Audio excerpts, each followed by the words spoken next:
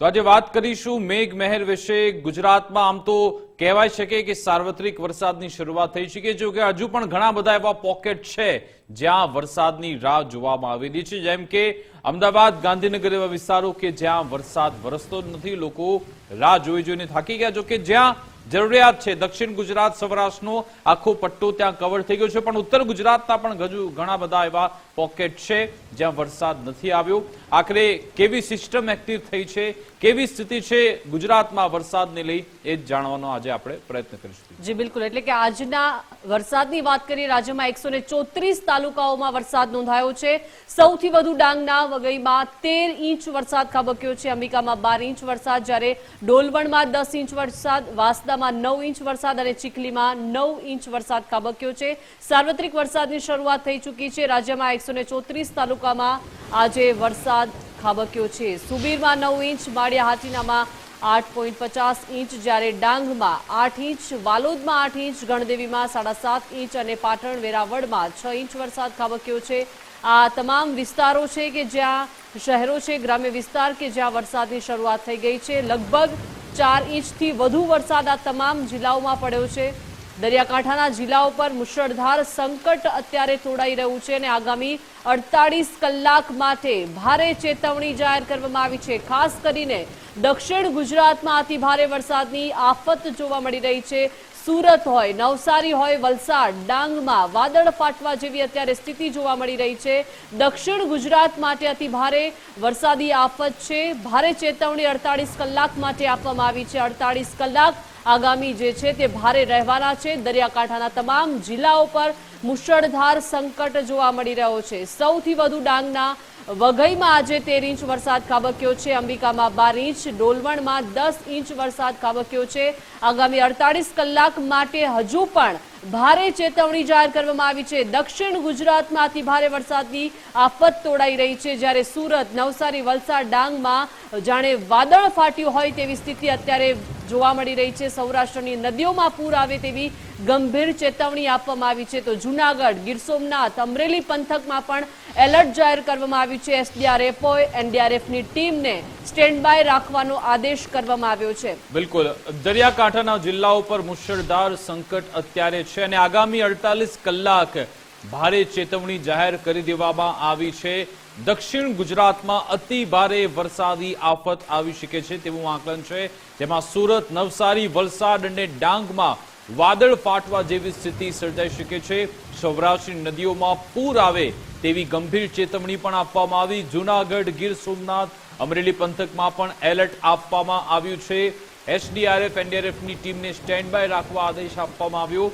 એક સાથે 6 શક્તિશાળી વરસાદી સિસ્ટમ પણ એક્ટિવ થઈ ચૂકી છે, જેમાં offshore trough, shear zone, seasonal trough અત્યારે સક્રિય છે, સાથે અપર એર સર્ક્યુલેશન અને બંગાળની ખાડીમાં પણ લો પ્રેશર સર્જાયેલું છે। તેવામાં ગુજરાત તરફ ભેજવાળા પવનો ખેંચાઈ આવ્યા અને આગામી 7 દિવસ સુધી રાજ્યમાં જોરદાર વરસાદ વરસતો રહેશે।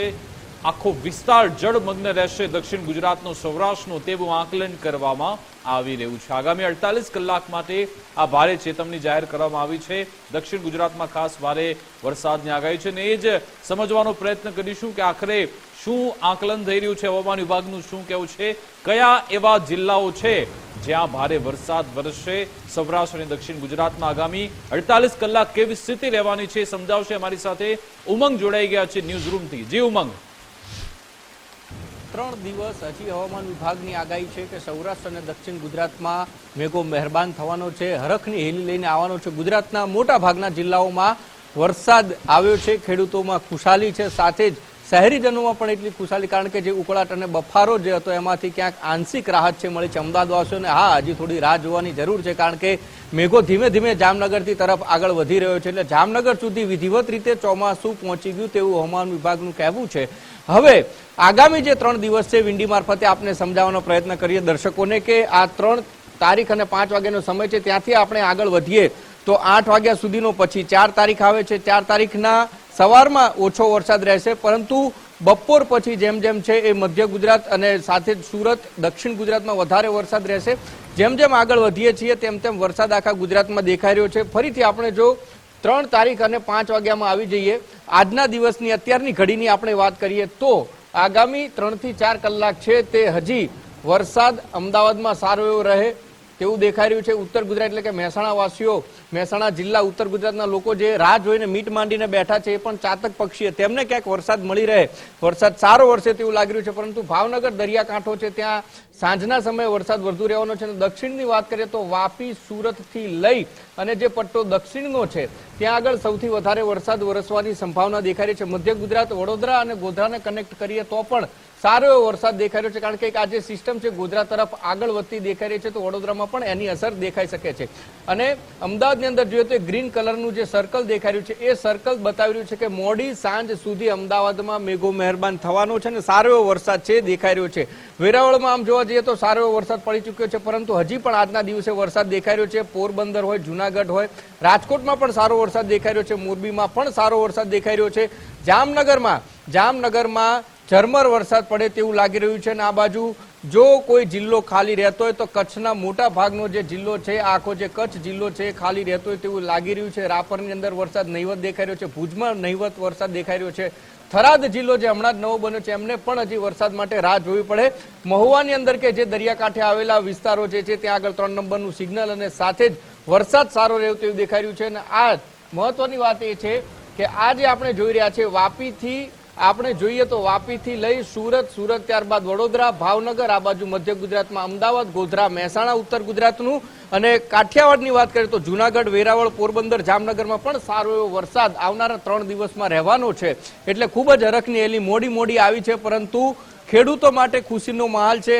અને શહેરીજનો કે જે ઉકળાટ પરસેવાથી જે કંટાળી ચૂક્યા છે, બફારાથી જે કંટાળી ચૂક્યા છે, રસ્તે નીકળે અને પરસેવાના રેલા ઉતર્યા હોય, રેલા નહીં પરંતુ ઠંડકનો અહેસાસ અને જે સુગંધ પહેલા વરસાદની મળશે એ મહેક પણ હવે શહેરીજનોને મળતા એમના પણ ખુશી દેખાઈ રહી છે. વિકાસ બિલકુલ ઉમંગ, એ પણ જણાવી દઉં કે દરિયાકાંઠાના કયા એવા વિસ્તારો છે, કયા એવા એરિયા છે જ્યાં વરસાદી સિસ્ટમ એક્ટિવ થઈ છે, ત્યાં ભારે વરસાદ આવી શકે છે, ત્યાં શું પરિસ્થિતિ છે?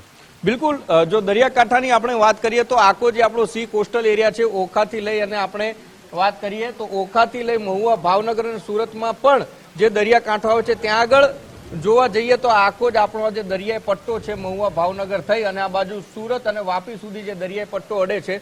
ખાસ અત્યારે 3 દિવસનું જે હવામાન વિભાગે આગાહી કરી છે તેમાં ભાવનગરમાં સારો વરસાદ દેખાશે, વેરાવળમાં પણ સારો વરસાદ રહેવાનો છે, પોરબંદરમાં, ઓખામાં જો કે વરસાદ નહીવત દેખાઈ રહ્યો છે, અહીંયા વરસાદ ઓછો દેખાઈ રહ્યો છે.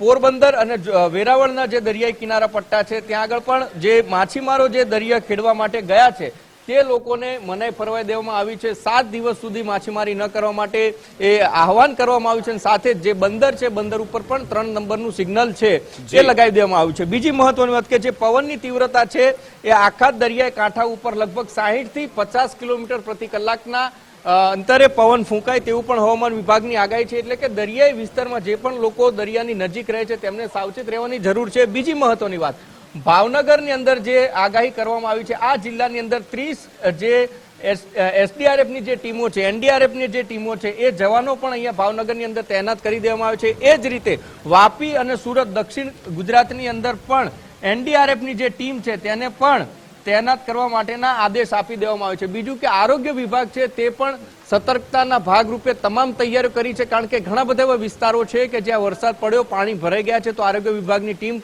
કામે લાગેલી છે. ડિઝાસ્ટરની જે ટીમ છે એ પણ કામે લાગેલી છે. અને સાથે જ સ્થાનિક તંત્રએ મથામણ કરી રહ્યું છે કે હવે વરસાદ આવે તો પાણી ન ભરાય, પરંતુ એ તો પછી મેઘો તો દર વર્ષે મહાનગરપાલિકા હોય કે નગરપાલિકા હોય કે તાલુકા કે જિલ્લાનું વડું મથક હોય ત્યાં આગળ તો મેઘો તંત્રની પોલ ખોલી જ નાખે છે. પરંતુ અત્યારે આપણે તંત્રની પોલ ખોલે એ પહેલા અત્યારે જે હરખની હેલી લોકોમાં રાજ્યભરમાં જે દેખાઈ રહી છે એ જ ખુશીનો માહોલ છે. જી બિલકુલ, આભાર ઉમંગ, તમામ જાણકારી આપવા બદલ, અમારી સાથે જોડાવા બદલ.